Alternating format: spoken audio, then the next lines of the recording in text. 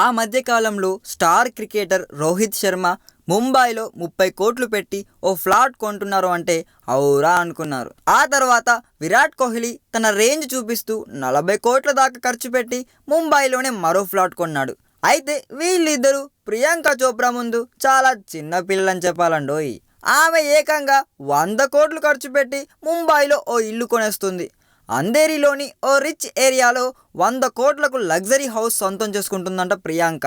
ఓ బడా బాబు నుంచి ఈ ఇల్లు కొనుక్కుంటున్న ప్రియాంక దాన్ని తన సొంత టేస్ట్కు తగ్గట్లుగా రీమోడలింగ్ చేయించుకున్నట్లు సమాచారం. త్వరలోనే ఆ ఇంట్లోకి అడుగు పెట్టబోతుందంట ప్రియాంక.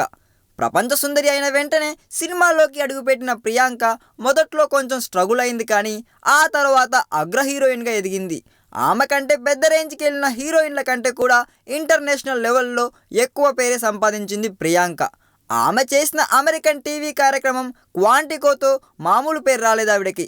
హాలీవుడ్ హీరోయిన్లతో సమానంగా పేరు సంపాదించింది ఆమె. ఒక్కో ఎపిసోడ్కి కొన్ని కోట్ల రూపాయల పారితోషికం ఇస్తున్నారంటండోయ్. హాలీవుడ్ సినిమాల్లోనూ ప్రియాంకకు అవకాశాలు వస్తున్నాయి.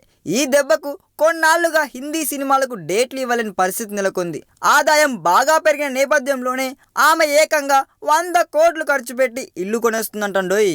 ఈ వీడియో మీకు నచ్చినట్లయితే సబ్స్క్రైబ్ చేయండి. ఫిలిమి స్టార్స్ బోలెడంత న్యూస్ బోల్డ్గా.